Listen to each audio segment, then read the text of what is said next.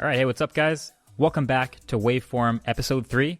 We're your hosts, Marquez Brownlee. And Andrew Manganelli. And today on Waveform, we have a deep dive in Porsche's brand new electric car, the Taycan and Taycan Turbo S, and comparing it to Tesla Model S, a conversation about the perfect travel camera, some video game world updates, and then we'll wrap it all up with another great Q&A. But first, let's go with a quick recap since the last episode. We have a couple updates from the last podcast 2 weeks ago. The biggest one, I think, would be the reviews of the Galaxy Note 10 and the Galaxy Note 10 Plus. Both those review videos came out and I actually made them separate videos, which I don't always do for two different phones that are the same but have different sizes, but there is enough different about them. But yeah, pretty good collection of features in those two phones. Obviously a little bit polarizing with the lack of a headphone jack, but that's just kind of the way it is now.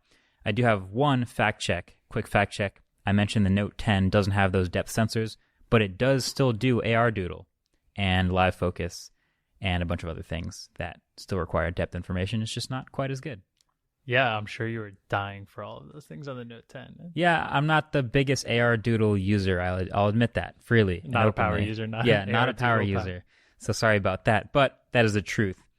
And then we also have new dope tech. So all kinds of things happening with the new dope tech series, which I'm just really excited about. It's just a sort of a collection of new and exciting and interesting pieces of tech. I'm just generally pumped about dope tech being back. Yeah, I feel like everyone loves dope tech and they're always wondering when the next episode is, but we've kind of put ourselves in this position where like we did a camera robot arm. Like how do you beat How do you top that? Yeah, so it's barely coming out anymore because we're not finding these insane things. So we figured we'd do it more of a list format. We can throw in a lot of things in a shorter time. Yeah, I might have set the bar too high where once same thing with the interview series. It's like, when are you going to do another interview? Well, my last two interviews were Elon Musk and Bill Gates. I can't just hold back on every interview from here on out to try to do better than that. So we'll bring back interviews as well, but it's not like this is a giant step down. This is just fun to have it back. Yeah, and don't worry, regular dope techs will still happen when we do find those incredible pieces. True.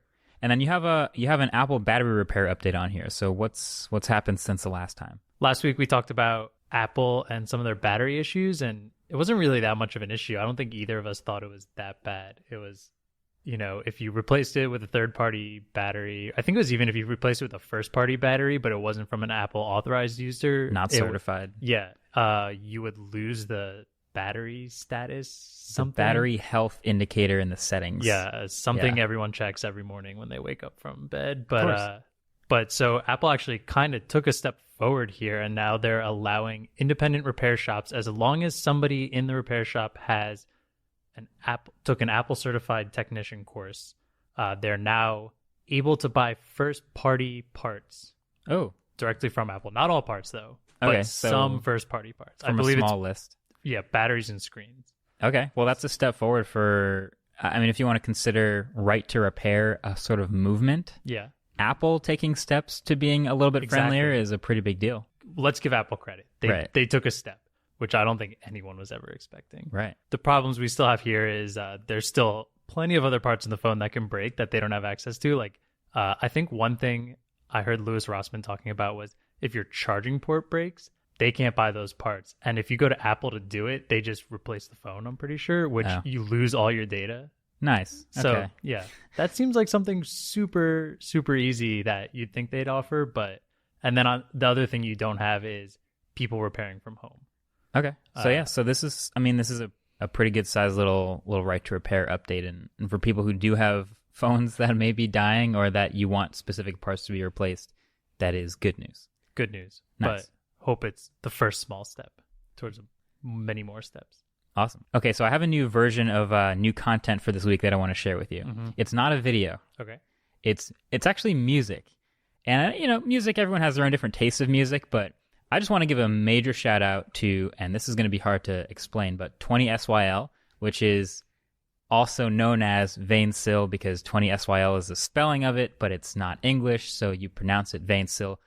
Either way, his music, which has been featured in many MKBHD videos, I always throw it in the edit, and I just think this is incredible music, and I feel like this makes the video so much better than it already was. And he just came out with a little bit of a new collab. It's a remix of a new song with an artist that he worked with. So it's called Dollar, and he collabed with Electric Guest, which is another artist that I've been familiar with. Haven't featured their music on the channel, but obviously that's very complex as far as what music you're allowed to feature. And Vane Soul has been super generous with allowing us to use his music. But if you want to check that out, that'll be linked in the show notes. Dollar, the original song and the remix that are brand new. And it's also the intro to Dope Tech. So if you've heard that little tidbit, then you've heard a bit of it already. Okay, next topic. And I think I could talk for maybe 35 to 50 years on this. So slow me down if I get ahead of myself. Yeah, I think that'll be my job for this part. I think this will mostly be you talking. Okay, perfect. Yeah, I'll just go into rant mode, but that's okay. So it's the brand new Porsche Taycan electric car. So many feathers ruffled, and I love it. So, oh man, where do I even start? Porsche is obviously an awesome legacy car manufacturer. This is their first all-electric car. Four-door, looks very similar to the 911? Panamera. Right? Panamera, yeah. Yeah. So it's a bigger car. It's a four-door. It looks very similar to the Panamera, but it has new headlights and this new sweet giant LED tail light and all these other new design cues for their electric lineup. And this is part of an ongoing theme of every car manufacturer in the world realizing, wait, electrification of cars is real. It's not just this fad that's disappearing. It's growing. It's a new market. We can jump in here. Matter of fact, a couple days ago, Lamborghini just unveiled their first hybrid supercar. It again has all these new design cues, all these new features. But that's beside the point. So, fully electric. Porsche comes out, and I put out this little tweet. And, ruffled some feathers, but I'm gonna go back to it anyway. That was just a comparison between the highest end Tesla Model S that you can get right now, and the highest end Porsche Taycan Turbo S. No, there are no turbos. I know they called it it's just called Turbo. the Turbo. Yeah, they just couldn't resist keeping some heritage in there, so it's called the Turbo S. So the highest end Model S is about $110,000. Let me actually pull up my tweet. Let me just read through the exact tweet that I sent, and we can go down the list. Yeah, you can sounds good. Tell me what you think of this comparison, because it's definitely an on-paper comparison, but it's real. $110,000 for the Tesla, $185,000 for the Porsche. Okay. So right off the bat, one of them's a little bit of a little bit more expensive. The two of the most important things that I think you think about when you think about an electric car are your range, how far can you go, and charging speed, how fast can you charge. Yeah. The range on the Model S is 345 miles on a charge. The range on the Porsche is 280 miles. And what's also interesting is they're both 100 kilowatt hour batteries. 93 kilowatt hours of which are available to the Porsche, and I guess the full 100 to the Tesla. But the charging speed on the Porsche is significantly faster. And I thought this was really interesting. So the Model 3 and the Model S both charge, I think, up to 150 kilowatts on the Model 3 and about 100 on the Model S. Hopefully they update it. I'm getting in the weeds already. But the Porsche will charge like 80% of the battery in 20 minutes. It's incredibly fast. That's awesome. The problem is, where do you do that? Oh, yeah. You don't have a charging network that's quite as readily internationally available as Tesla's supercharging network. So this is a big point, I think, for an electric car owner that wants to either do road trips or charge in their garage at night. It depends on your usage habits, but that was a pretty big stat for me. Range, advantage Tesla. Charging speed, advantage Porsche. But charging availability, advantage Tesla again. Yeah, as of right now. It's still cool to see a potential. Oh, yeah. I'm coming back to this all at the end. Cool. I mean, competition is where I want to be. But I'm still going through like what we have today in 2019. 0 to 60 time, 2.4 seconds on the Tesla, 2.6 seconds on the Porsche.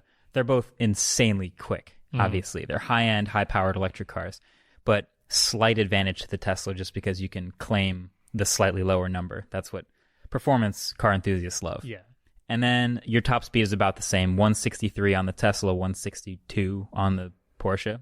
And then a whole bunch of things that I couldn't include in that tweet because when you do this sort of spacing out line thing that I did, it requires a lot of spaces as characters. Yeah, heaven forbid. Format really messes tweets up, doesn't it? So I didn't have enough room to talk about autopilot or supercharging network or interior styling or any of that stuff.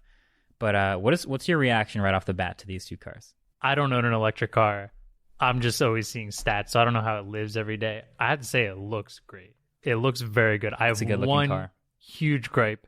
I don't like the back taillight. I think it looks like a Lincoln MKZ, which of the Porsche. Of the Porsche. Yeah, sorry. Yeah. Other than that, it looks fantastic. Porsche's always been known to make just good-looking cars. I mean, they're kind of iconic. You could probably almost call them the Apple of the car world. Like, Porsches just look the same all the time. Everyone knows when you see one. It looks great. Yeah. Their event this morning took way too long to show the damn car. The event was funny. It was rough, but... So I've seen a lot of events, and again, you sort of get spoiled by Apple being the gold standard of tech presentations, and you see them present so often. But yeah, that was a sort of an international collaborative event where they had a setup in 3 different countries, and they tried to have the event happen simultaneously in 3 different locations. And it was cool, but it took a very long time to actually unveil the car. Either way, people tend to be in their camps about these cars. Yeah. Especially when it comes to Tesla. It turns out people either love Tesla or hate Tesla if they've heard of it, which is kind of interesting. And so when this car comes out and, you know, there's slight advantages on paper to the Tesla, there are massive unseen things that are not on paper that are big advantages for Porsche. One of these being repair, service, availability of getting the car quickly, the history of driving dynamics. You know, the Porsche actually weighs about 500 pounds more than the Tesla, despite having the same size battery. About 5,200 pounds, really? This car. It's huge. 2.5 tons. But that's not a huge difference from the 4,500 pound Tesla or near the 5,000 pound Tesla. And driving dynamics has always been a major strength of Porsche, no matter what kind of car it is. So that's interesting to see. But yeah, there are so many comments about, oh, this is a car that can turn when Teslas clearly are bad at turning. This is a car that's not going to catch on fire because only Teslas catch on fire. And the one that I found really interesting is this is a car that can do multiple launches in a row without overheating. And this is actually a legit point. So one of the big things that Porsche was touting was their 7.5-minute Nürburgring lap. Okay. And I don't know how familiar you are with, I guess, benchmarks for high-end cars, but it's a big point of pride to be able to put down a lap with a good time at that track. And the Tesla doesn't have a time at the Nürburgring because it will overheat by the time it gets to the end of this 7-minute lap, and that limits power, and that limits how fast you can go, and no one's put down an official time for Tesla. I'm sure people have gone there with their cars and tried to do it, but... Yeah, the 7-minute time was record-setting for an electric car for Porsche right out the gates. There is no P100D Nürburgring time. That is a great comparison for Porsche because it's easy to look at numbers that are close together, but when Porsche can throw one out that literally doesn't have one against it, like to a company that's been making electric cars for a while, that looks good on them. So they can brag about that, and there's also saw a fascinating video. I think it was the other day it came out of their. Again, another metric I haven't seen very much, but there's 0 to 90 to 0 time. Okay. So 0 miles an hour up to 90, and then as soon as you hit 90, you slam on the brakes and return back to 0. And they did this really dramatic video on an aircraft carrier where they had a limited amount of runway, and you're going 90 miles an hour in a car on this boat, and you slam on the brakes, and they got 90 to 0 in 10.7 seconds. I don't know if that's great. I mean, it sounds really impressive to me. I don't know numbers off the top of my head for something like that. I have seen the test before, and the tests are always crazy because imagine just like slamming your head back, then flying your head forward. And You're really approaching the limits of traction when you slam on the brakes at 90 miles per hour. So that was a fun test to see, but I don't know how that compares. That could be interesting to see it do alongside. So I guess my bottom line here with these two cars is competition is good. I'm sure if you put the Model S and the Taycan Turbo S next to each other, am I saying this right? Taycan? I'm not totally sure. Taycan. I also normally pronounce it Porsche, so I probably have said it in here, and someone's probably losing their mind right now. Oh, you said Porsche, didn't you? I've tried to say Porsche, but I'm sure I said Porsche at some point. Well, I'm sure you could put these two cars on a drag strip next to each other and floor it, and the Tesla would just barely beat the Porsche in a straight line, and that's what people are going to point to for performance. But there's so much more to performance, And I think actually having real legit competition between Tesla and the other companies that are starting to make electric cars is the best part of this. That's what I'm excited for. For sure. And it's also seeing a company that has this much history go into it, even if it's one that's super expensive that not a lot of consumers are going to be able to buy. Yeah. It's fun to see these different companies come out and take on and create competition. And we're all going to benefit from it. And there are others that have sort of caught my eye. Remember at CES, we saw the Audi e-tron? Yes. That was one that's been sort of creeping up. There's no official info for that yet, but that was curious just because you think of Audi as a premium manufacturer. And there is others, and we have a whole state of electric vehicles sort of concept bubbling. I'm sure this will end up being its own podcast or video or something. But I think the Porsche Taycan Turbo S specifically, even though I think it's a little bit overpriced, I think it's the closest thing we have to something that can move the needle on what Tesla has to do now. Like, they may actually have to react as far as charging speed and as far as interior styling and things like that. I also saw a photo from the event of people trying to sit in the back seat of the Turbo, and it wasn't ideal. Really? Yeah, it looked a little bit cramped. I'm assuming the interior is great. Porsche's known for good stuff like that. Tesla has a good interior, but a lot of people who come from luxury cars like Mercedes and Audi and stuff. I love this point. Okay, so I consider maybe myself a minimalist or something of a minimalist because I really like the interior of a Tesla. If you've never seen the interior of a Tesla Model S, there are 0 buttons or knobs outside of the hazard lights, the window switches, and the mirror adjustment. Everything else is just on the steering wheel or on the main screen or the dash behind the screen. That's it. You have your air vents, just like broad, clean surfaces. And people coming from high-end German, Italian, all these other cars are used to having buttons, knobs, switches, glass, metal, little clocks in the side, like all sorts of really high-quality switches and things where you just feel like you're getting the premium material because you are. There's leather stitching. The seats are really nice. And they've earned that credit over 100 years of making cars where you sit in the inside of a Porsche and you're like, damn, this is nice. Yeah. This is a nice car. I don't think normal people get that same feeling from a Tesla, but I do. So I really like the interior of the Tesla. But I think a lot of people will compare the interiors and advantage Porsche for sure there. Yeah, I'm sure. I mean, I don't think there's anything wrong with the Tesla interior. It's just not as jump out and grab you as the interior of some of these higher end cars were. And I'm sure for $180,000 they're gonna put something in there and you're gonna feel pretty crazy. Yeah. I mean, it's an expensive car, and when you're buying, like, try to put yourself as a person trying to decide which of these two cars to buy. Like, think about that. If you're in your car right now listening, like, look around. What would you rather have in your car than the current car? Like, a lot of people are going to say, I'd rather have that nice interior. I'd rather have the Porsche badge. You know, there's a whole bunch of things that people really value in cars that, you know, Tesla probably doesn't necessarily have, but there's a whole bunch of things on paper like autopilot. That's a big question mark. Yeah. Can these cars fully self-drive themselves? Do you care at all about that? Do you have a supercharger near you? That's something you can't really measure on paper. Like, there's all kinds of variables that are hard to measure that I think are very personal. But yeah, I think if the Taycan was $120,000, I would be very curious to see what kind of sales they'd have. But I think because it's $150 to start, and then the Turbo S is $185, I think they're still going to have a little bit of work cut out for them as far as selling to people who really want to buy an electric car that don't have a supercharger near them. Yeah, it's a much more niche group of people because it's high-end luxury and electronic. Yeah. And obviously it's not a big group. More dollars, yeah. Yeah, that's why Model 3 is killing right now. Yeah, I am excited for whoever comes out with a $40,000 electric car with 300 miles of range and like a decent zippy performance car, like with the interior that people like, and you know, toss any brand name on it that people will just assume is better because Porsche, Audi, whatever you want to say, like that car is probably going to do really well.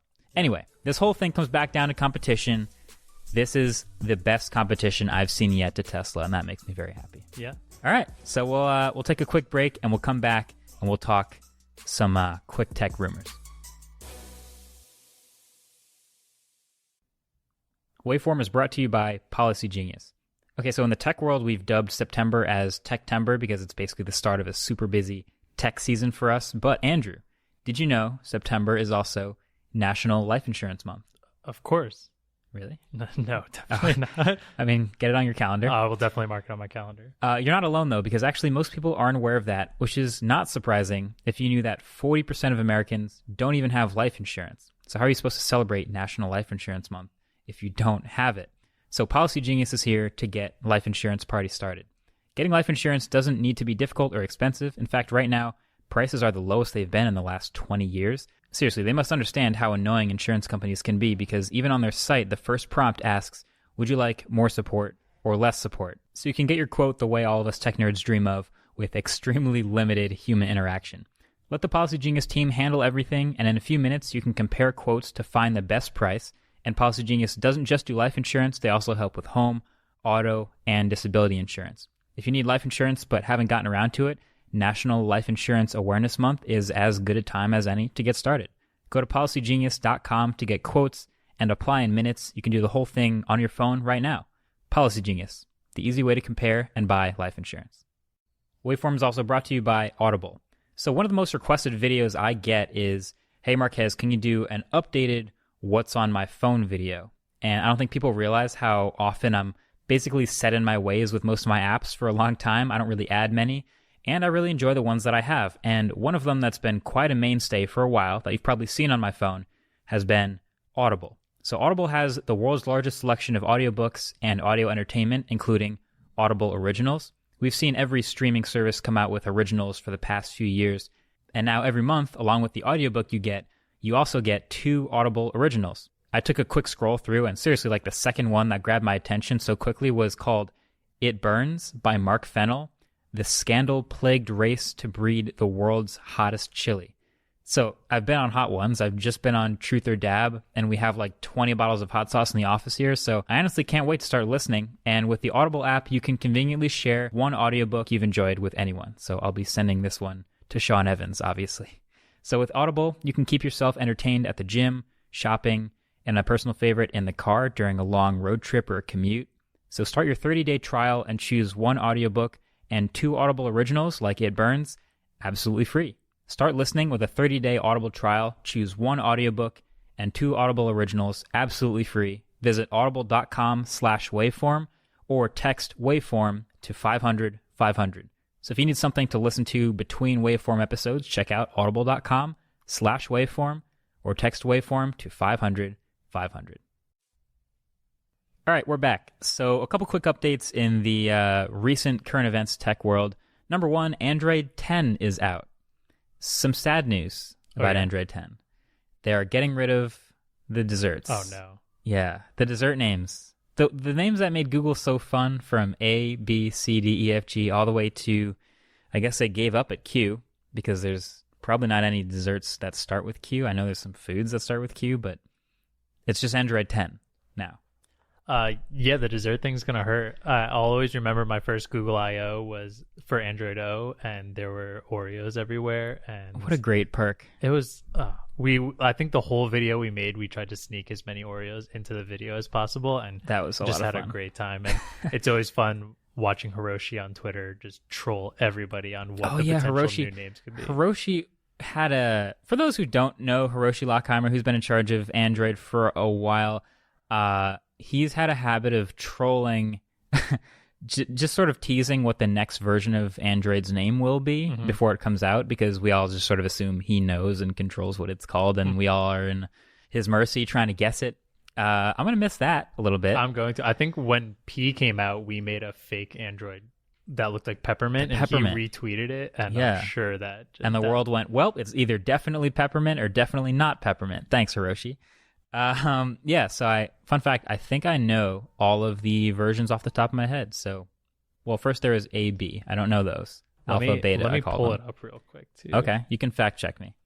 All right, let's go. So we're going to start at C, right? At Cupcake, okay, right? Cool. Okay, so verified, I'm not looking at anything. Nope. This is straight off the dome. Okay, so Cupcake, Donut, Eclair, Froyo, Gingerbread, Honeycomb, Ice Cream Sandwich, Jelly Bean, Kit Kat. Not lemon. What is L? Lollipop. M is... Oh, no. What came before nougat? What is M? Marshmallow. There it is. Go, yeah. Marshmallow, nougat, Oreo, and then P was the last one. So pie, and then Q is Android 10. That's where it ends. Yeah. I don't think we could think of anything that Q really stood for. Yeah. Quiche was one of those. Quiche was one, but dessert. That's just not dessert. Eggs. So Android 10 is out. Anyway, long story short, probably can't... I wouldn't cross your fingers on getting it on your device anytime soon if you don't have a Pixel or a OnePlus phone right now. Did I read something that Essential Phone's one of the ones getting it? Or really? An Essential phone. That is incredible always to me. I love that. I love that little seems like a startup, but I mean, they're a big company. But yes, Essential sort of in the corner updating all their phones alongside Google. If you have a Pixel, you can grab it now. If you have a Pixel Book, you can grab it now, I guess. But other than that, all those Pixel Book users out all there, 6 of you, pull over right now, download Android 10 on your Pixel Book.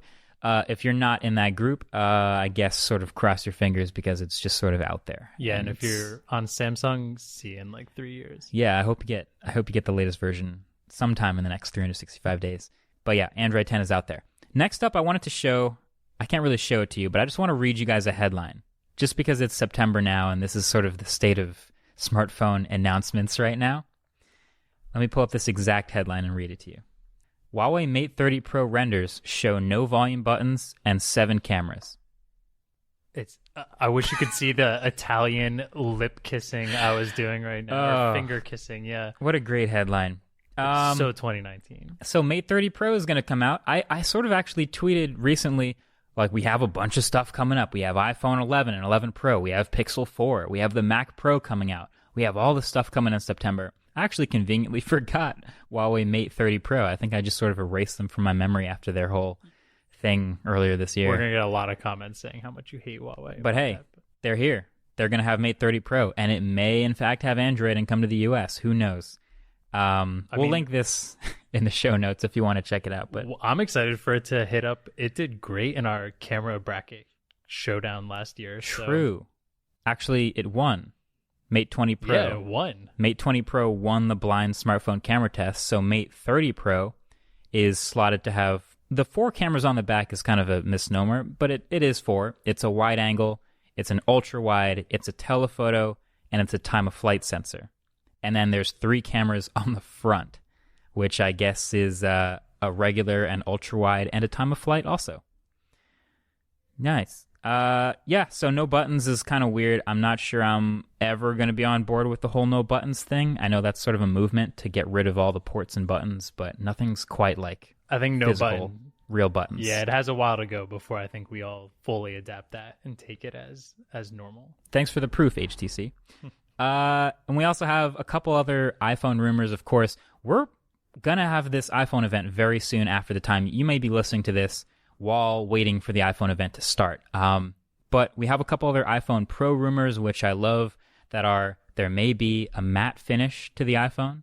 Okay. And there always seems to be either a space gray or black iPhone. So if there's a matte black iPhone 11 Pro, I don't see how I don't end up using this phone. I mean, like, as over your Android phone? Yeah, I mean, for at least like a week or two. I have to test it as my main phone, so that's something that usually happens. But matte black, please. Tim Cook, I know you're listening. Make it happen. But there's also rumors of a revived iPhone SE, so a cheaper sort of budget iPhone. May not necessarily be announced at the same spring event we're about to have, but a smaller 4.7-inch display in an iPhone in 2020. 2020. Okay, I feel like we've been hearing SE rumors for a while, and they never quite seem to come to fruition, but... They sort of float around. The design everyone wants is like that square iPhone 5S or iPhone 4 design. That's the dream anyway, and then having that compact iPhone with the new internals. But I don't think that's going to happen. I think it's just going to be an iPhone 7. It'll probably look very similar to what we're seeing now rather than back then. Yeah. So it's an exciting rumor in theory, but not necessarily going to be the dream phone that we're all waiting for. It's not going to be Marquez's dream phone for sure. Sorry. All right, next up I have travel cameras in bold. Oh. Seems like you have a lot to say about travel cameras. I think I do have quite a bit to say about it. This is something we've talked about a couple times. So, like, recently I've been visiting a lot of national parks. They're beautiful. And I think every time I've gone, I've brought something different with me to take pictures with. I mean, a different camera. A different way to take. They're not always cameras. Like I only have my phone this time with me. Oh, okay. But I mean, that's a camera. We've talked about that before. What's the best camera? The camera you actually have with you. True. And I mean, you never really go hiking unless you take pictures to show the world that you went hiking. So did you really go on the hike if there aren't pictures from above the clouds? Exactly. So this last week I was actually on vacation. We were out in Colorado. I was actually going to a wedding. Congrats, Connor and Chloe. Marquez and I both used to be teammates with Connor. Yeah. So congrats, guys. And it was a great opportunity to go out there and check out Rocky Mountain National Park, which was, I like to call it breathtaking because it's like 12,000 feet above sea level. And I took one hike at the top of one of the mountains and was just huffing and puffing after like a quarter of a mile. It's crazy how much elevation changes. I've been to Colorado once, and I think I might have even talked about this on a previous episode, but I was like curious if the elevation difference is real. It's so real that literally we were playing Ultimate and we weren't even that high of a city, but people were throwing accidentally too far out the back of the end zone way more often, and I noticed that was actually real, and you could feel it in the air. It's like I think the lowest point in Rocky Mountain National Park is like 9,000 feet above sea level, and then you drive up the road and you get to a point that's around 12, and Jeez. like, well, we're getting close to 3 miles above sea level. It's pretty crazy, but the park is absolutely beautiful. Mountains, lakes up in the mountains. We had a great time there. But every time I come back from one of these, I talk to Marquez and we have this conversation and kind of a debate over what's the best camera to bring to something like this. Yeah, you want to capture it as best as you possibly can, but you're also going for a hike, and you're carrying this weight for however many miles above sea level you go in thin air. So you sort of want to minimize how much you carry. So maybe a smartphone camera seems like a great idea, or a compact camera, but then is the image quality going to do it justice? Exactly. Do you want to bring a bigger camera? I'm curious what you found bringing just your phone this time. So I think what's interesting is I think the average hike we did on this trip was probably like 8 miles a piece, which is, wow, it's a lot.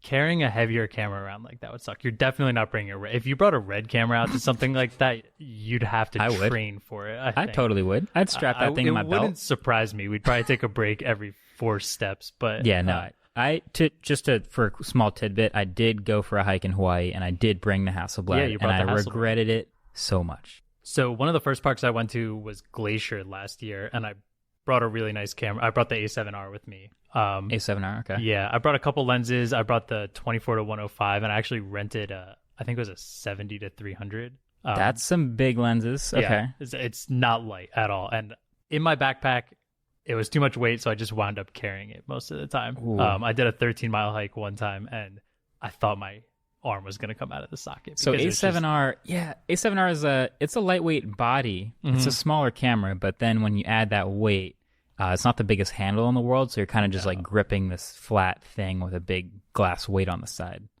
Yeah, Okay. And it took absolutely beautiful pictures. I mean, like, getting back and icing my shoulder and resting, I'm like, oh man, I'm so glad I brought this. But there are definitely times in the hike where you're just like, this is miserable. Yeah. Why did I bring this with me? So after that, would you decide you wanted a lighter camera to sacrifice image quality?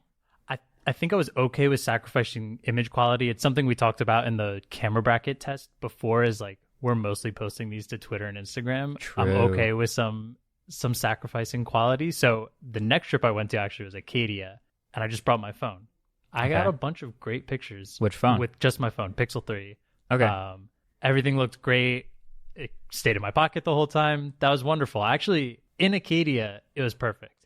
Then I go to Rocky Mountain, and I think my biggest thing I missed was now a telephoto with it, because in Rocky Mountain, there's a lot more wildlife, and something that's been on my bucket list for a long time is seeing a moose. I saw a couple of them, and I was so bummed. You can't take a good moose photo from 400 yards away with a Pixel smartphone camera. Exactly. I mean, it'll be okay, but like, you don't want to get close to a moose. No, you do not want to. Apparently, they're super dangerous because of how dumb they are and how Nice. That's my favorite kind of dangerous. Yeah, they get startled way too easily and just charge. So you don't want to get anywhere near them. It was the first time I saw one, Claire and I were kind of terrified. It was pretty it was just in a field, and it was just us and this one tree we were basically like hiding behind at first. So sick. But my favorite stat about, by the way, dumb, dangerous animals is one of the most dangerous animals to humans is deer. Okay. And that's because they jump in front of cars all the time. Yeah, New Jersey, we have that a lot. New Jersey. Yeah. Anyway, so you'd rather have a telephoto lens in the case where you're photographing wildlife that's further away. Can I suggest, or I don't know if you probably had these actually, the moment lenses that you can have. I did have those. I had them in Acadia as well, and I definitely would say if you're just gonna bring your phone, pick up at least the wide angle. The wide angle is super fun. It lets you, when you have big scenery, you want to get all of it. Super wide. So that's great. I had the anamorphic out, which took some really, really cool pictures. So for those who don't know, the Moment lenses, Moment is a company that makes a lot of attachment smartphone camera lenses. So they have a special case that you put your phone in, and it has a lens mount that you put in front of the camera. So instead of just using your smartphone's primary camera, you can attach an ultra wide angle lens to your smartphone, and it's this little, cherry tomato sized, like small attachment that you can throw in your pocket if you want to have one. If you want to have two of them, they also make a telephoto lens you can attach to your phone, an anamorphic if you want to take crazy super ultra wide videos. So yeah, if you're thinking about going like the smartphone only route, which a lot of people do, but you want that extra reach of a telephoto, that might be a combo to keep in mind. Yeah, I can highly suggest it. First of all, Moment lenses are super high quality. I think that's the original reason we got kind of into them. They just sent us some and we're like, these feel like real lenses. They came in a lens case. Yeah. They felt amazing. It's not one of those little clip-on ones you see. They like on, twist and lock into the lens mount on the case. Yeah. So they make them for iPhones, Pixels, maybe one or two others, but those are the main like camera focused smartphones. I actually had my hiking backpack has two little pouches by the waist. I had like keep the lenses in there, wide and ultra wide in one, anamorphic and the tele in the other one. Yeah, you would have been the poster on their site for like the ideal user. Caleb Niles. Yeah. But my only issue with that is even with the tele and a tele at full zoom, I was getting close to some of the wildlife. It felt close, but then picture quality at that point. It's not Moment's fault. It's our phones, when it's a tiny sensor. Full zoom, it's just garbage. Yeah. Okay, so I have another camera sitting in front of me. Yes, and this is actually something I could not stop thinking about while I was out there. And I was bummed I did not bring it. This might be the one. I'm holding an RX100 Mark 7. And it's pretty expensive. It's about $1,100, but there's an RX100 Mark 5 you can get that takes just as good photos, not quite as good videos. But it's a palm-sized camera with a really good zoom, optical zoom. I think I'm looking at I don't know the equivalent anymore, but it's an over 100 millimeter zoom in the palm of your hand. Yeah. This might have been somewhere like a good, like it'll still fit in that same jacket pocket type of thing, maybe a back pocket. You take it out, you get your optical zoom, and you get a much better photo than a smartphone. It's just not quite as fast. I think I'd be fine with that. I'd be fine holding that in my hand. I'd be fine putting that in a pocket right on my chest somewhere when I'm walking around and be able to whip it out really quick. I think most of the places, when you're in a park like that, it's very rare that you're the only person that finds wildlife. You're more looking for cars that are pulled over on the side of the road or a bunch of people pointing. So those people found the cool stuff. Yeah, exactly. I could whip the camera out while I'm on my way there. So that's not that big of a deal. But having something that small with a good zoom like that, I honestly could not stop thinking, why didn't I bring the damn RX100 with me? That would have been sick. What an easy pack that I could have done that I just didn't think about. So yeah, that's what I was kind of thinking. I know it's interesting because we've had conversations like this before, and I think it was before you went to Hawaii. You were like, oh yeah, I'd bring the Hasselblad. Why wouldn't you? Like, it doesn't have a big of a huge telephoto lens, but I can just crop in. It's 50 megapixels. It's true. Okay, so here's my experience with traveling with cameras. I am stubborn. And I over and over and over again make the mistake, I guess, of packing a camera that's too big and too clumsy but takes amazing images. So I will take less images than I wanted to, but the couple that I do take will be really good, but I'll miss like a bunch that I wish I also took. So I carry in my backpack pretty much all the time Canon EOS R.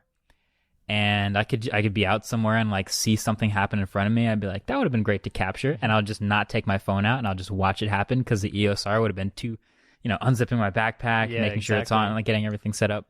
I just don't do that as much. But when I do, it looks great. So yeah, maybe this RX 100 is something I should think about carrying. Maybe not instead, but in addition. No, as like as a quick running gun. There it is. I have a couple seconds. Yeah. Also, at a certain point, like when you were hiking in Hawaii, how far? It was up a mountain, right? Yeah. And I wasn't so I only took one lens with me, and it was like the 45. So it's like a medium, not even telephoto because it's such a big sensor. It's a medium format sensor. So anytime I'm pointing the camera at something, it's either a giant landscape, which means I can just focus on whatever and it just takes a shot, or another person or something like right in front of me, like a plant or something like that. And so that lens was fine for that, but anytime, it was super specific, but there were whales in the water like 1,000 yards away. You want to get a photo of that. I want to get a photo of that, but I just took a picture with the wide-angle lens, and you'd have to zoom a lot to get that. So, yeah, having a multiple lens setup would not have quite worked for the type of fast thing that we would have been doing in the hike, but the couple photos we did take, like I said, on the Hasselblad looked sick. So, yeah, somewhere in between. I think I'm going to keep carrying the EOS R just because I want to do photos and videos, but RX 100 is my new favorite because the Mark 7 has a mic jack now. And you can legitimately plug in a little mic right on the side. The articulating screen points at you, and it becomes a little vlogging camera. Not bad. So you're saying if you're a backpacking or hiking vlogger. Yeah. So I guess here's my recommendation. If you are going on a vacation specifically to go for a hike where you want a very lightweight camera, but you want to take pictures so bad that you're willing to take a dedicated camera, I would recommend a point and shoot like the RX 100. And it doesn't have to be the Mark 7. This is super similar to the Mark 6 and the Mark 5. But it will take 4K videos. It has a great zoom lens. I'm coming off kind of like an ad right now, but that's okay. This is a great camera. I don't think... There's also the whole world of like the Insta360s and the GoPros and that's another thing I was thinking like about. Those are legitimately built for travel and to be rugged and to toss in a bag, but you're on a fixed lens again. It is going to be smaller and lighter, but image quality is not going to be as good. I mean, that's a smartphone sensor basically. So yeah, I would go with a little point and shoot like that. Awesome. Yeah, I thought this conversation was kind of fun because the amount of emails and tweets we get that's like, I'm doing this, want to take pictures of that. I have budget of this. What's the best thing to do? Yeah. It's hard to answer that question for every single person. So this is a scenario. I think a lot of people like to go outside, like to see scenery. So this was something I think a lot of people can relate to. And yeah. The hardest part about RX 100 recommendation is budget because it's over 1,000. Yeah. But if you can get down to the Mark 4 or Mark 5, if you don't care as much about 4K video, those cameras are $500 right now. So there you have it. Sounds pretty perfect. All right. So next topic. Back in episode 1, you kind of introduced me as someone in the studio who plays a lot of games. You don't play very many games. Resident game expert, yes. I'll take it. Yeah, I'll throw that on my LinkedIn profile. Sick. But you wanted me to update you if there was any big gaming news. I think the first thing we talked about was Ninja switching to Mixer. Did he bail? What happened? No, he's still... I don't think that contract is letting him bail anytime soon. So this isn't about a person specifically, but more about games. I actually saw... Luke from our now arch rival for the next few months, Linus Tech Tips. Yeah. He tweeted something about the top 5 games that were on Twitch last week. And I think to somebody outside the gaming world, this is super interesting. So I'm going to read off the 5 titles. So like top 5 most played on... So Twitch would be listed as the top 5 most watched played games because everything on Twitch is listed by how many people are watching it. So these are the top 5 games viewed. I don't know exactly about played, but all the top streamers were pretty much playing some of these games, which means thousands and thousands and thousands of people. Okay, so these are like the trending topics on Twitch. Yeah, exactly. Sure, okay. All right. Number 1 was World of Warcraft. Number 2 was Fortnite, which I don't think anyone's surprised about. Sure. Number 3 was Grand Theft Auto 5. Number 4 was Minecraft. And number 5 was League of Legends. So, first of all, you do play some games. You play racing and NBA games. Also, by the way, I play games. Marquez destroys me in NBA anytime we play it. Sure. But either way, have you played any of those games that I've mentioned? No. When is Grand Theft Auto 5? Is that the newest Grand Theft Auto? Or is that... I think it's the newest. It's not that new, right? It's not that new, which is actually... Do you know what any of these games have in common?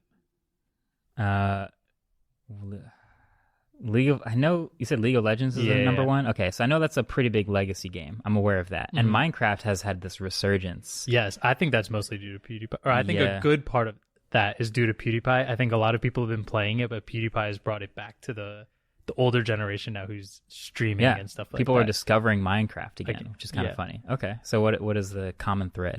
None of these were released this year. We're pretty late into 2019. Yeah. You'd think a 2019 would be at the top of that. And then what's even more interesting about that is 3 of those 5 are from before 2010.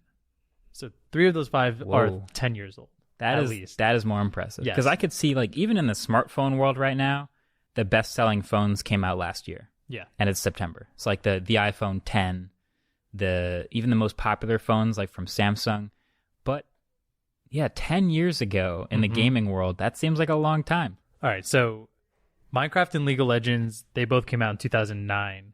Like you said, we talked a little bit about, we think PewDiePie is a big reason. I mean, Minecraft has always been popular, and it's been popular with the younger audience. It's just one of those games that you can play over and over and over and over again. Yeah. League of Legends is still huge, along with Dota 2, which was released not that long after that. Both of those are the games that just have a huge audience. They have this professional scene that's gotten really big. But I kind of think what the more interesting thing is so World of Warcraft has been around since it started. It actually was released in 2004. It's very popular right now, and the reason is because they actually re-released the original the 2004 version. And I'm not saying like no graphics update, no anything. They re-released a 15-year-old game, and it is the #1 watch game on Twitch right now. Were there other releases that were like graphically updated since then? So what has happened is it's a massive multiplayer online role-playing game. So pretty much you make a character, you level it, you get items, blah, blah, blah. There have been many games like this. World of Warcraft is kind of the one that exploded back in the day. And after a certain point, you hit the max level, you've done all the content in it. Yeah. What they do is they add an expansion to it. So it increases the max level. Okay. So it used to be 60. Now it's all the way up to like 120.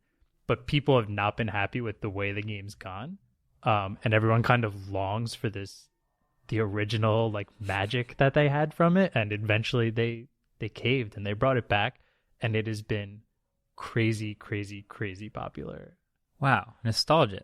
I'm almost wondering also, and I know it's either Minecraft or League of Legends, has either one of these games been in the top 5 for like the entire 10 years since it came out? I feel like either Minecraft or one of these games has like always been one of the most watched games. League of Legends is up there. I don't know if right when it came out, but they started a pro scene pretty early, which pulls big numbers. And at points in the year when that pro scene gets more popular, it definitely is up there. And it's just been one of those games that's massively popular all over the world. I think one huge thing with League of Legends is it's free.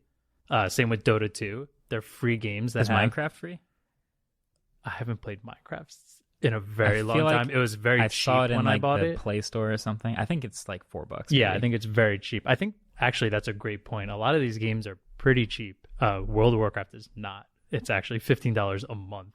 But whoa, yeah, wow. Wait, World of Warcraft is $15 a month, and it's been out for 10 years, and people have been paying out for 15 years. 15 years. Holy smokes! I'm sure there are plenty of people who have played from the start.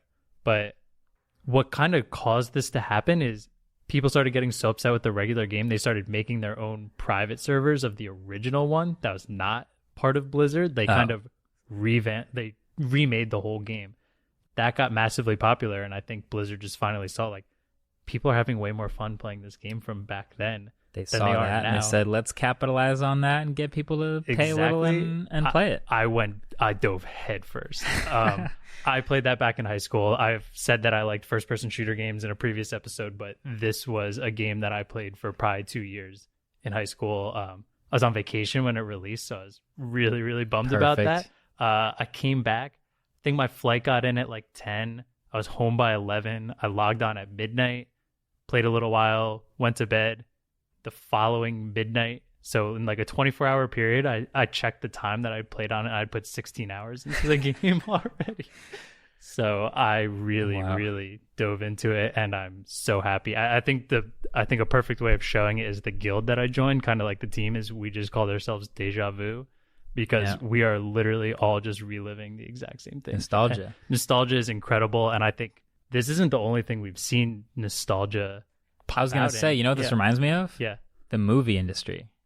Okay, actually, that's not even what I was thinking about. I was thinking more game stuff, but This reminds me of like every big movie that comes out. If I wasn't like linked in with that nostalgia of like, this is the new Avengers movie, if I didn't see any of the previous Avengers movies, all I see is tons and tons of hype about how this is going to have them relive, or like even like all the superheroes like Spider-Man and there's going to be a Joker movie now, so you have to go back to watch the Batman movie. Like everything's a spin-off or a reboot of something that once was. Look at all the live action stuff right now. Lion King. Biggest movie of the summer of 2019, The Lion King. Yeah. Like, or a live action Lion King. Like, who would have thought? Yeah. Did you watch it by any chance? I haven't seen it yet. I want to, though. Billy Eichner and John Oliver, their characters they're perfect. The cast is going to be the reason I see that movie. Yeah. But yeah, the video game industry also is doing all this nostalgia stuff. We've seen World of Warcraft's not the first MMO. This old game called RuneScape was like an in-browser game. I've heard of it. They updated, everyone hated it, so they brought it back. That's super popular right now. We're even seeing all these like consoles coming out. Like, who'd have thought in 2019 when we have graphics that I remember playing games and like my grandma was looking at the TV and thought we were just watching TV because the graphics got so good. But who'd have thought now we want to go back to side-scrolling like Sonic on the Sega Genesis, or they brought back Crash Bandicoot, which was a game I played when I was little. It's nostalgia just seems to be destroying all these new games that come out. So kids today who are gaming, are they going to what's their version of nostalgia going to be? Is it going to be like throwing back to the crappy games of 2019 that didn't hit, or are they going to be throwing back to the games that their parents threw back to? That's a great question. Like kids of today are playing Minecraft, I guess. They're going to view a throwback in 10 years as throwing back to Minecraft, which was a throwback to Minecraft. So I guess once you have a classic, once you have a classic, it's a classic. It's the thing. And I guess it's hard to tell if we're making classics this year. I'd say probably one of the biggest games. Fortnite's 2 years old, though. Yeah. But in 10 years, that'll be I think they'll bring that back as like remember Fortnite, guys? Yeah. I think Fortnite, you have to argue, is one of the biggest games that's come out recently. The biggest game of this year is probably Apex Legends, which just had a massive like uprising, and then just I don't want to say it came crashing down, but it has nowhere near the hype it used to have. Yikes.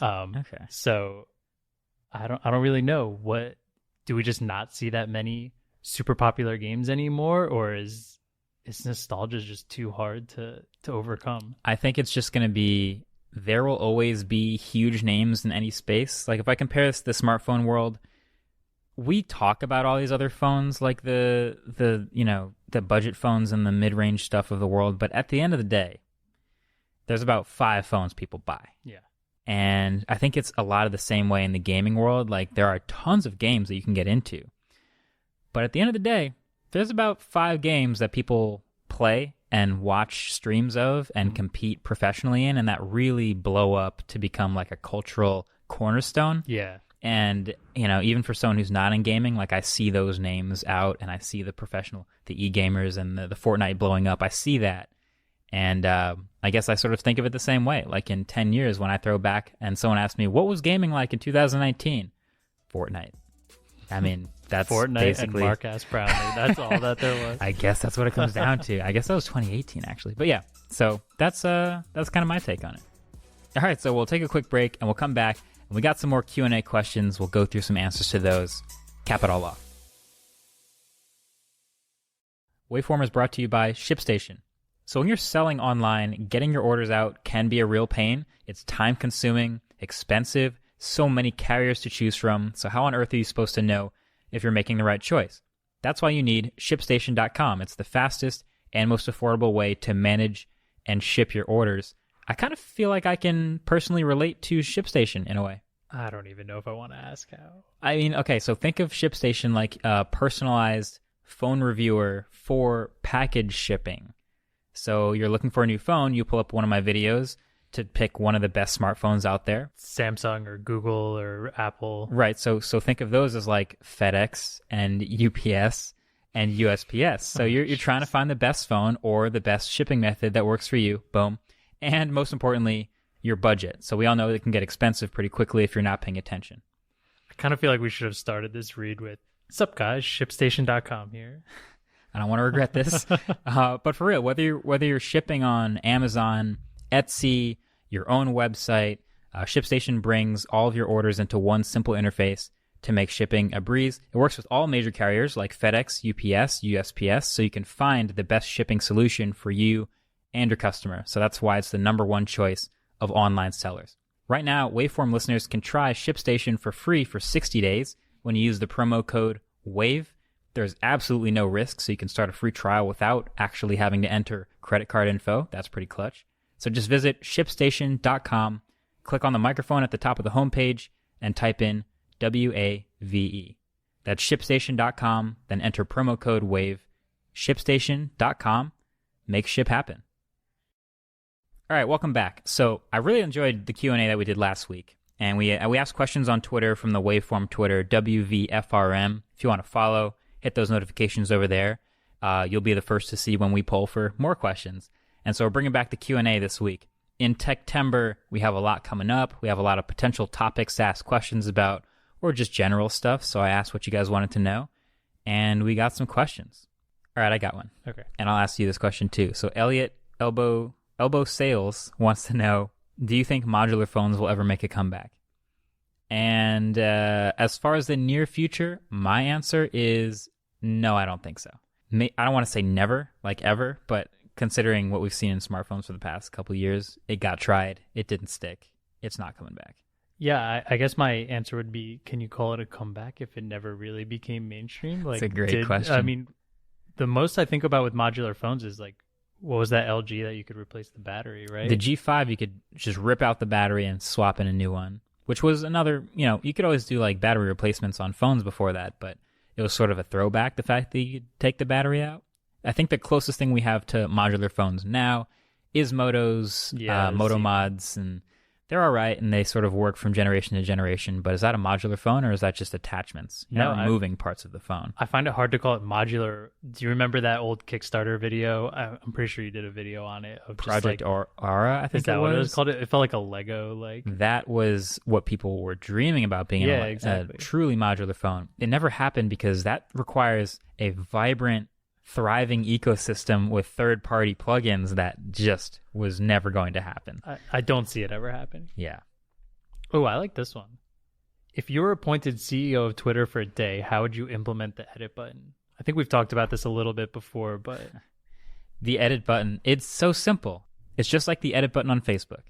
You made a post, there's a typo. Oh no, you realize there's a typo. 12 people already retweeted it, whatever. You hit the edit button, you correct your typo, you hit save, it updates your tweet. Anyone who retweeted it will see that there's now a history, an edit history, and you can go see that edit history if you click it. There's a maximum number of characters you can change, maybe 12. You messed up a word, you want to replace it. Every edited tweet will show the edit history, and simple as that. Yeah, I implement that the day I get in. I think that the minute you get in, you kick the door down. The second I walk in that office, I'm like, who's in charge here? I need an edit button, and I know you guys have been working on it. Just hit the go button, guys, please. If Apple announces one more thing at their event, what would you want it to be? What would I want it to be? Would you want it to be? Does it have to be realistic? Nah. You can, here, let's do one realistic one more thing and one dream one more thing. Okay. I'm going to give my realistic one iPhone SE. I don't want it that much, but I could totally see that actually being a kind of surprise. My realistic one more thing from Apple at this point is such a low bar. It's like, we're going to ship the Mac Pro next week. That's the one more thing.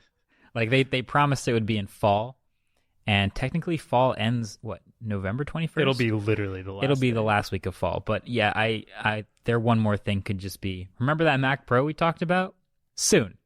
Guys, it's coming up soon. If they said one more thing, Mac Pro soon, I would just automatically assume it's pushed back to next year.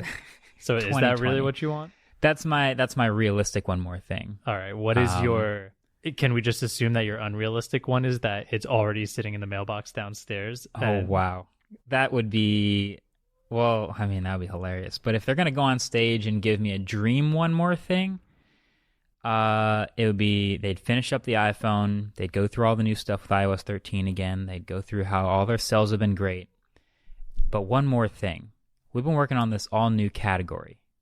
And we know you've been very into Tesla and Porsche and Audi. But we've been secretly working behind the scenes on an Apple car, and we call it iCar. Good morning! That's something I could see them pulling off in a dream world, but it's not going to happen. All right. I'd say my dream world with a hint of realism is we saw a little bit about AR glasses. One more thing. I think just like the little rumors that iOS 13 had like a little mention in it that they're still working on it. But I want to put a pair of glasses on when I go to a store. I want like navigation in a store. I'm at the grocery store and I want this super niche product that I know every single person I ask has no clue what I'm talking about. Hey, eyeglass, navigate to avocados. Yeah, pretty much. I want it. It needs to bring me to that aisle. It needs to show me where it is. And I just want to pick it up. And I don't want to ask 40 people who don't know what they're talking about. And then like, usually when I'm in this scenario, I look it up on Google Images so I can see what the package looks like so I don't have to read everything. Yeah. And I walk down the aisle. I think it's in. Scan every package. It's not there. Next aisle. It's just a pain in the neck. Yeah. Interior, inside building, real-time navigation, which is really hard because a lot of it depends on GPS. But yeah, that could be interesting. That could be a dream Google Glass competitor from the Apple world. Ooh, this is a question for both you and Andrew from Body by Tacos. It's my favorite question already. Yeah. What keyboards do you and Andrew like to use and why? So on your desktop, because I know we use different keyboards most of the time, both here at the studio and at home, I use Apple's chiclet style desktop keyboard. I have tried mechanical keyboards. I've tried some others.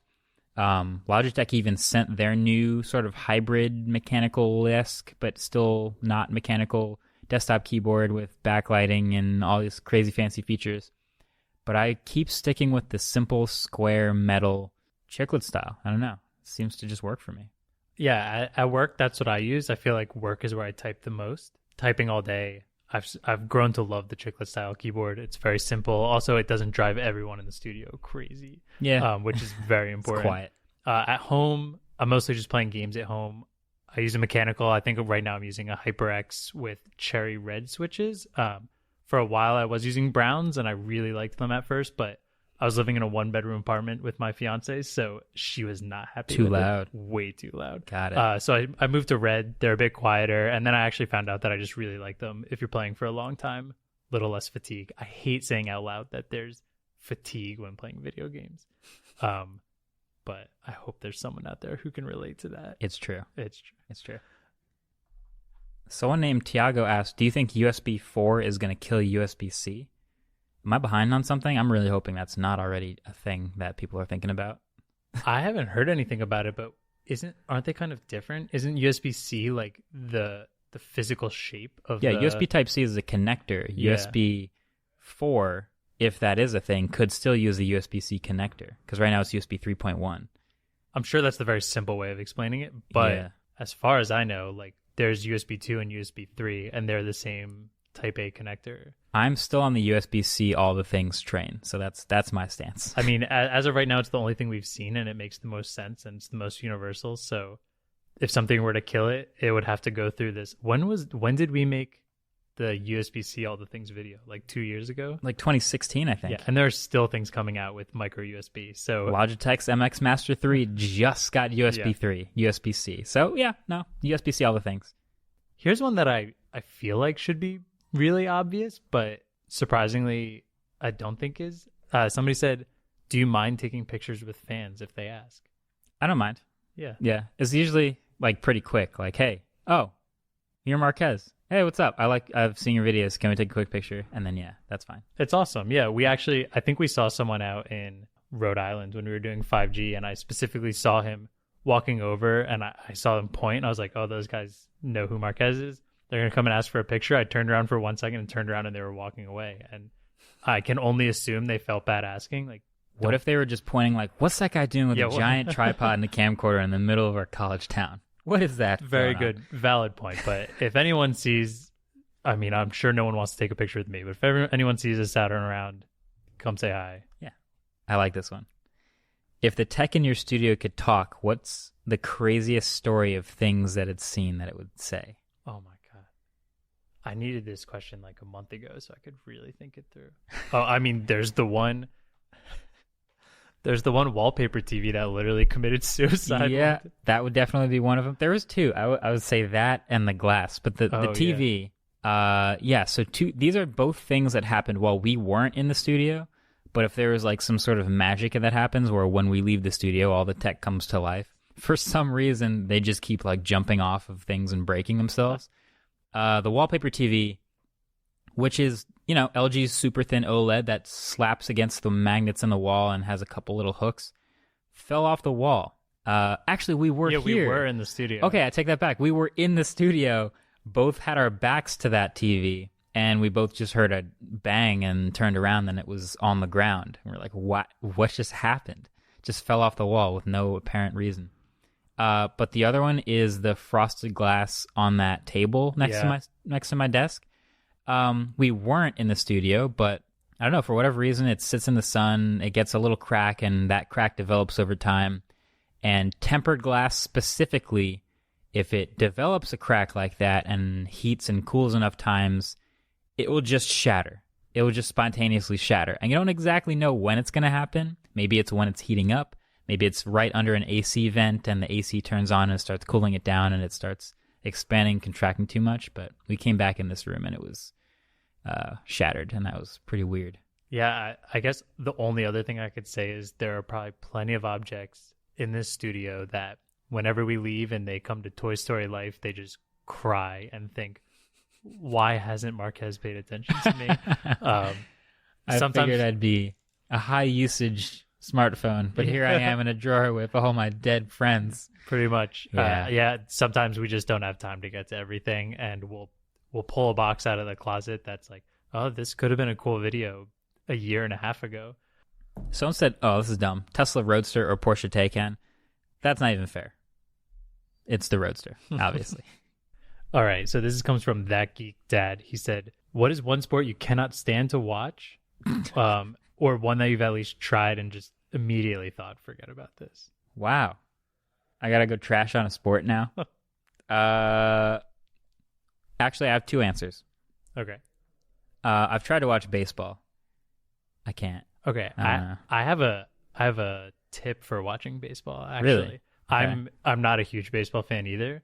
There's this guy on YouTube called John Boy Media who just takes these like 2-minute clips out of baseball segments, whether it's like a walk-off home run or someone getting ejected from the game, or I watched one the other day of a pitcher just throwing up on the mound. It's just funny or crazy things that happen in baseball, and he just commentates on them, and they're that makes it better. Hilarious. So okay. I don't watch baseball, but I will put his stuff, I will wait 4 or 5 days till he has like 10 videos out because they're 2 minutes long, and I'll just throw them on repeat and watch all of them and laugh hysterically. I think you're up to date on baseball. Yeah, pretty much. That's all you need to know. Dang. Yeah, no, I haven't. I've tried to watch live baseball, and there's also like a couple sports during the Olympics where like you've never heard of it and you're like, oh, this is a fascinating thing, and I'll like watch it for 20 minutes and be like, all right, cool, I get it. And then, I don't really finish.